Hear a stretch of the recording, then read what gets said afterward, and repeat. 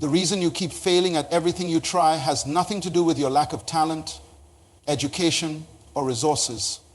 It has everything to do with the fact that you're taking advice from the wrong person yourself, or rather, the version of yourself that's been programmed by every person who ever told you that you weren't good enough. You've been living your entire life listening to a voice that doesn't even belong to you, following instructions from people who never achieved what you're trying to achieve. The most successful people in the world have one thing in common. They stopped listening to their own doubts and started listening to their own potential. But here's what nobody wants to tell you. That voice of doubt isn't even yours. There was a young boy sitting in a classroom in Milan, Ohio, and his teacher looked at him with disgust and said, "Thomas, you are too stupid to learn anything. You will never amount to anything in this life." That teacher's voice could have been the end of Thomas Edison's story. But here's what I want you to understand. At that very moment, there were two voices speaking to that little boy. One voice was saying, "She's right, you are stupid, you should just give up now." But there was another voice, a voice that whispered, "She doesn't know what I'm capable of. This is not my truth." Which voice do you think Thomas Edison chose to listen to?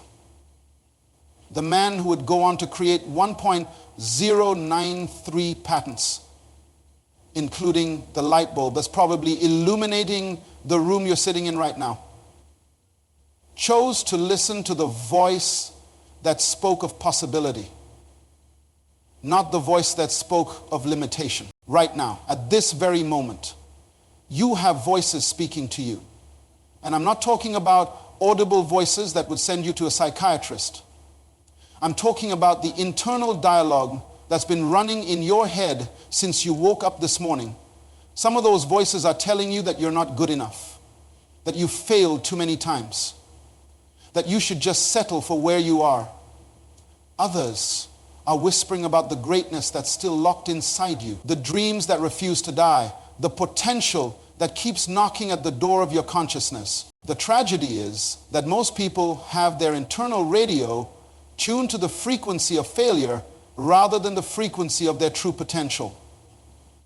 They wake up every morning to the same defeating broadcast. You're not smart enough. You don't have what it takes. Look at all the times you've tried and failed. Who do you think you are to dream that big? But here's what I've learned. After years of studying human potential, you are not failing. You're just listening to the wrong voice. There's a difference between external voices and internal voices, and most people never learn to distinguish between the two. External voices are the opinions, criticisms, and judgments that come from other people. Your parents, your teachers, your friends, your co-workers, even strangers on the street. They all have opinions about what you can and cannot do. But here's the truth about external voices. They are limited by the experience and vision of the person speaking them. When that teacher told Thomas Edison he was too stupid to learn, she was speaking from her own limited understanding of intelligence. She could only see one type of learning, one way of being smart. She couldn't see the kind of genius that thinks differently, that learns through experimentation rather than memorization, that creates rather than just consumes information. Internal voices are different. These are the voices that have taken up residence in your mind. And here's what's dangerous about them. Many of them aren't even yours. You've been carrying around voices that belong to people who disappointed you, hurt you, or couldn't see your potential. You've been listening to the voice of that parent who said you'd never be successful, that teacher who said you weren't college material, that friend who laughed at your dreams. But the voice of failure always speaks first, and it always speaks loudest. Why? Because your brain is designed for survival, not success. Your mind has an ancient alarm system that's constantly scanning for danger, for reasons why you shouldn't take risks, for evidence of why you should stay safe and small. This survival mechanism served our ancestors well when they were avoiding predators, but in today's world, it's keeping you from your destiny. The voice of fear speaks with such authority. Remember what happened last time you tried. Remember how people laughed. Remember how much it hurt when you failed. This voice has an entire library of your past mistakes, and it quotes them to you like scripture. It's like having a prosecutor living in your head, building a case against your potential. But there's another voice. And this voice speaks differently. It doesn't shout, it whispers. It doesn't condemn, it encourages. It doesn't focus on where you've been, it focuses on where you're going. This is the voice that said to Thomas Edison, "You learn differently, but that doesn't make you stupid. You see things others don't see. You have something unique to offer this world." The empowering voice has a different vocabulary. While the defeating voice says, "You can't," the empowering voice says, "You're learning." While the defeating voice says, "You failed," the empowering voice says, "You gathered information." While the defeating voice says, "Give up," the empowering voice says, "Adjust your approach." Here's what I want you to understand. Every person who has ever achieved anything significant has had to learn to tune out the voice of limitation and tune into the voice of possibility. They had to stop listening to the broadcast of their failures and start listening to the frequency of their future, you see. The voice you listen to determines the life you live. If you listen to the voice that says, "You're not good enough," you live a life that proves that voice right. If you listen to the voice that says, "You have unlimited potential," you'll begin to live in a way that proves that voice right. The question is not whether you have what it takes. The question is, which voice are you going to believe? Because right now, at this very moment, both voices are speaking to you. One is offering you excuses, and the other is offering you possibilities. One is focused on your past, and the other is focused on your future. One is trying to keep you safe, and the other is trying to set you free. Which voice will you choose to listen to? Now that you understand there are different voices speaking to you, let me tell you about a woman named Mary Johnson. Mary was a single mother working 3 jobs, cleaning offices at night, serving tables during lunch, and stocking shelves on weekends. Every morning she would drop her 2 children off at school and see other parents in their business suits heading to careers, not just jobs. And that voice would start speaking, "Look at you, Mary. You're 32 years old and this is all you'll ever be. You're not smart enough for college. You don't have time. You don't have money. You're just a cleaning lady for years." Mary believed that voice. She would come home exhausted, help her children with homework she barely understood herself, and fall asleep wondering if this was all life had to offer. But one evening, while helping her daughter with a science project, something shifted. Her daughter looked up at her and said, "Mama, I want to be a doctor when I grow up, just like you're going to be." Mary stopped. "Honey, I'm not going to be a doctor. I clean buildings." Her daughter smiled and said, "Not yet, Mama, but you will be that night." Mary realized something that changed everything. The voice that had been telling her she wasn't smart enough, that she couldn't make it through college, that she should just accept her situation, that wasn't her voice. That was the voice of her father, who had died drunk and bitter, never pursuing his own dreams. She had inherited his voice of limitation and made it her own reality. But her daughter's voice awakened something different inside her. That night, Mary made a decision. She enrolled in one-night class at the community college. The voice of fear screamed at her, "You're going to fail. You're going to embarrass yourself. You can't handle work, children, and school." But there was another voice now, the voice her daughter had activated. "You can do this. You're stronger than you know. Your children need to see what's possible." Mary failed her first test. The old voice came back strong. "See, I told you. You're not college material. Drop out now before you waste more time and money." But Mary had learned to identify whose voice was speaking. This was her father's voice, not hers. Her voice said, "This is just the beginning. You're learning, you're growing, keep going." 4 years later, Mary graduated with her nursing degree, but she didn't stop there. The voice that had once told her she wasn't smart enough was now completely silent. In its place was a voice that said, "If you can do this, what else is possible?" She went back to school, became a doctor, and today she runs a free clinic in her community, serving families just like the one she used to be. But here's what I want you to understand. Mary's setbacks weren't her enemies. They were her teachers. Every failed test, every night she wanted to quit, every moment she felt overwhelmed, these weren't evidence that she was failing. These were laboratories where her character was being developed, where her determination was being strengthened, where her future self was being forged. You see, most people think that successful people never face setbacks. That's not true. Successful people face the same setbacks as everyone else. The difference is they've learned to hear setbacks differently. When unsuccessful people face a setback, they hear, "This proves you're not meant for this." When successful people face a setback, they hear, "This is teaching you something you need to know." The voice you listen to doesn't just interpret your present, it creates your future. When Mary was working those 3 jobs, her circumstances hadn't changed yet, but her internal conversation had completely transformed.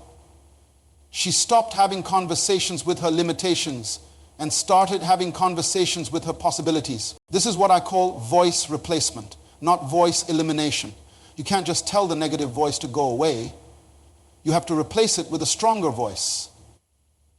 Mary didn't eliminate the voice that said she wasn't smart enough. She replaced it with evidence that she was learning and growing every day. Right now, you might be in your own laboratory of greatness. You might be facing setbacks that feel like evidence that you're failing. But what if those setbacks are actually preparing you for something greater? What if every disappointment is developing your character? What if every closed door is redirecting you toward the right door? The voice of your past wants to convince you that your current situation is your final destination. But the voice of your potential knows that where you are is not where you're going. Mary's story proves that you can change the conversation in your head. And when you change the conversation in your head, you change the trajectory of your life. The question is not whether you have what it takes to succeed. The question is whether you're willing to stop listening to voices from your past and start listening to the voice of your future. Because that voice is calling you right now, telling you that your best days are not behind you. They're ahead of you. Now let me tell you about Roberto Martinez, a young man who had a simple dream. He wanted to drive. But Roberto failed his driving test 7 times. 7 times after the 4th failure. His friends started joking, "Roberto, maybe you should just take the bus for the rest of your life," after the 6th failure. Even his family began suggesting he accept that driving just wasn't for him. But that voice in his head got louder with each failure. "You're never going to get this. Some people are just not coordination material. You're embarrassing yourself." After the 7th failure, Roberto sat in his car in the parking lot of the DMV, and something inside him shifted. He started thinking about every great driver he admired, race car drivers, truck drivers who had been on the road for decades, even his grandfather who had driven for 50 years without an accident. He realized something profound. Every single one of them had failed their driving test at least once. Some had failed multiple times. But here is what separated Roberto from most people. He began listening to a different voice. Instead of hearing "you failed again," he started hearing "you learned something new." Instead of "you're not good enough," he heard "you're getting better." Instead of "give up," he heard "adjust your approach." Roberto passed on his 8th attempt, but that's not the end of his story. Today, Roberto is a professional race car instructor, teaching others not just how to drive, but how to think like champions behind the wheel. He tells his students, "Every mistake you make on this track is information. Every failure is feedback. The moment you start listening to failure as your teacher instead of your enemy, you become unstoppable." This is how champions think differently about setbacks. They don't hear setbacks as evidence of their inadequacy. They hear setbacks as education for their success. While most people allow failure to speak to their identity, champions allow failure to speak to their strategy. When Roberto failed his first driving test, He could have listened to the voice that said, "You're just not a driver." Instead, he listened to the voice that said, "You need more practice with parallel parking." When he failed the second time, he didn't hear, "You're hopeless." He heard, "You need to work on your 3 more turns." Each failure gave him specific information about what to improve. This is the frequency that champions tune into, the frequency of growth rather than the frequency of limitation. Most people's internal radio is stuck on the station that broadcasts their weaknesses, their past mistakes, their reasons for giving up.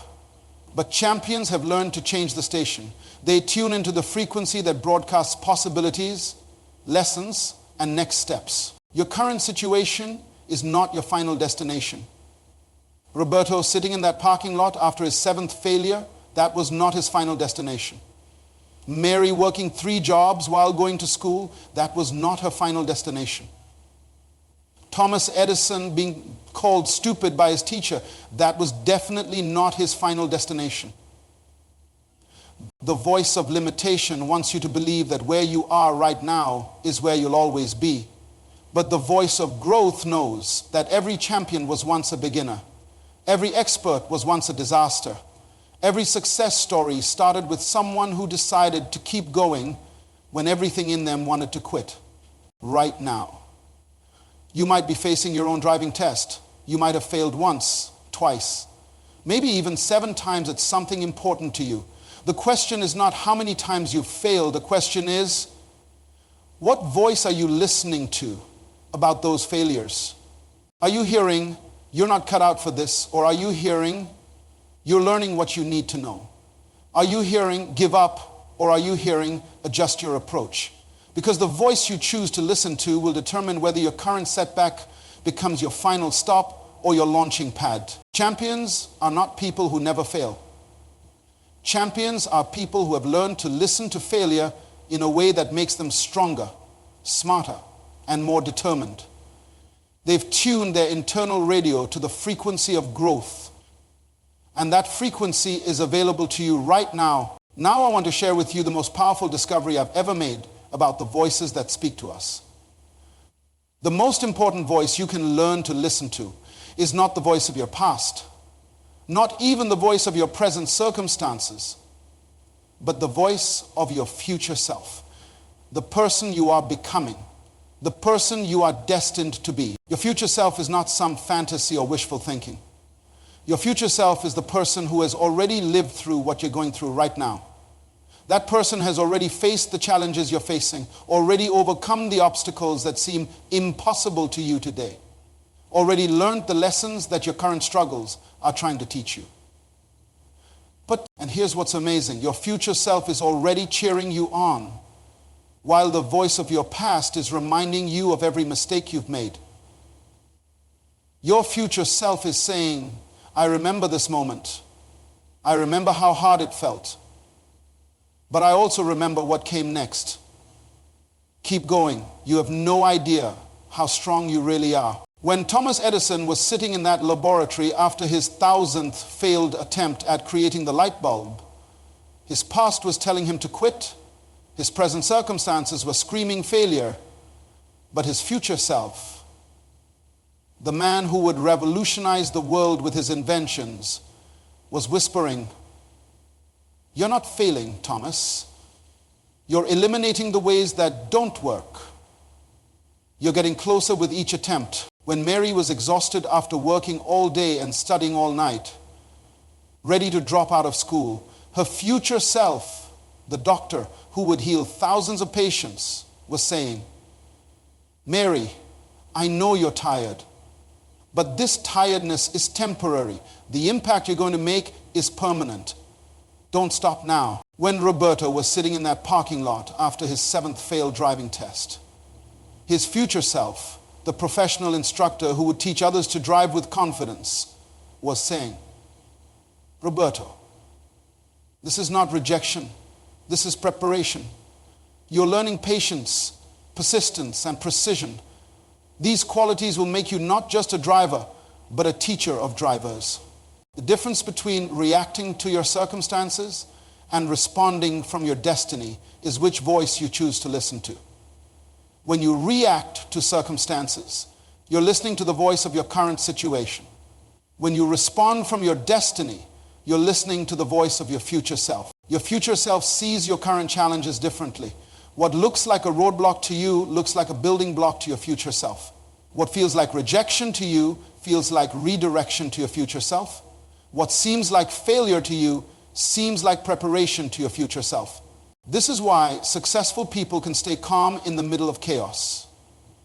They're not listening to the voice of their current circumstances. They're listening to the voice of their future self, who already knows how the story ends.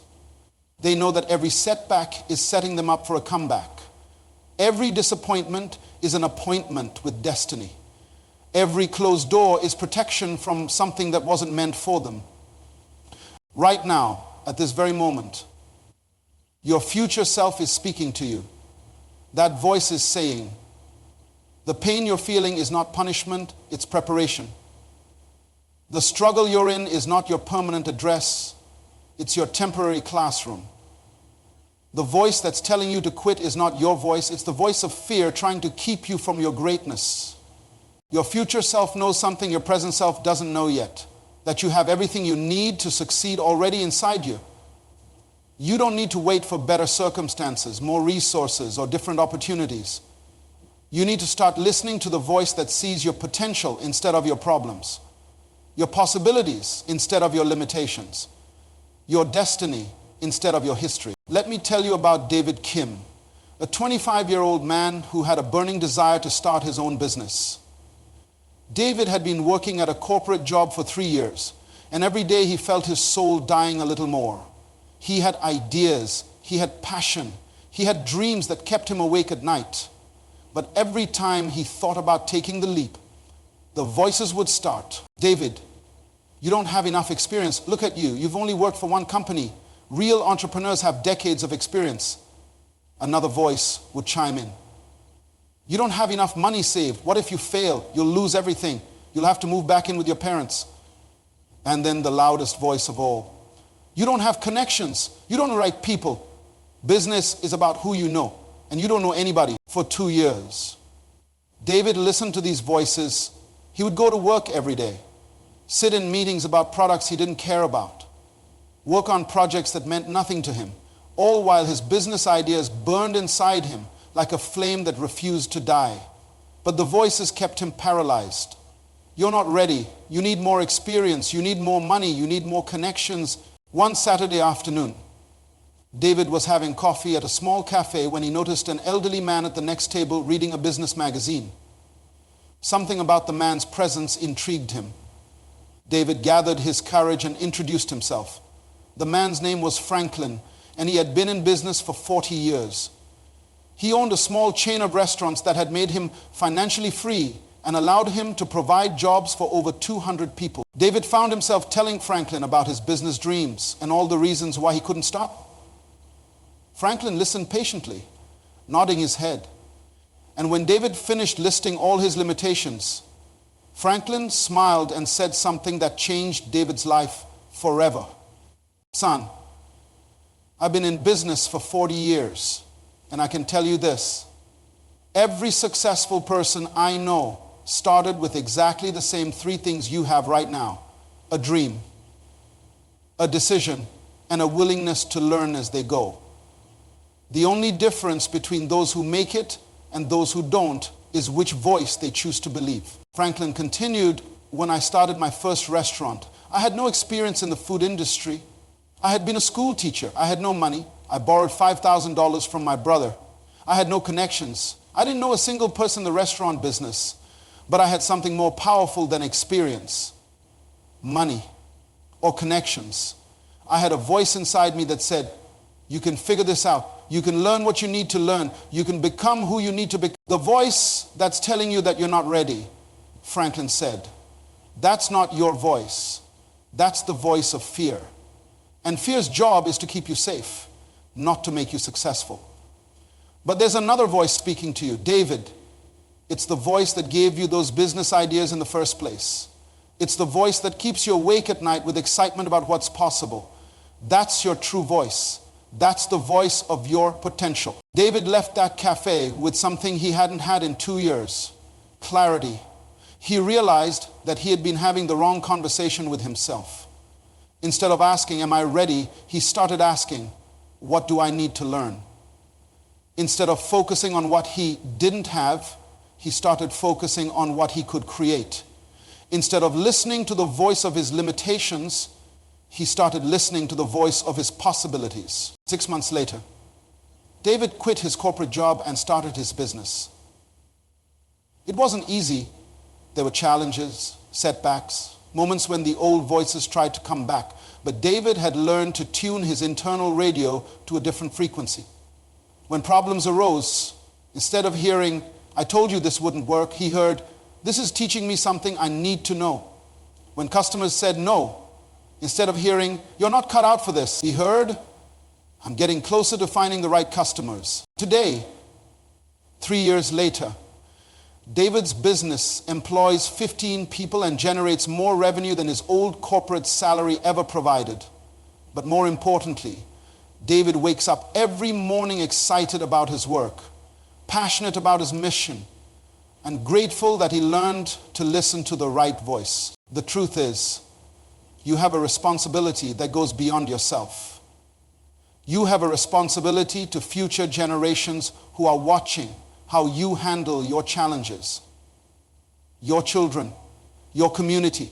People you haven't even met yet are going to benefit from the decision you make today about which voice you're going to listen to. When you choose to listen to the voice of possibility instead of the voice of limitation, you're not just changing your own life, you're showing others what's possible.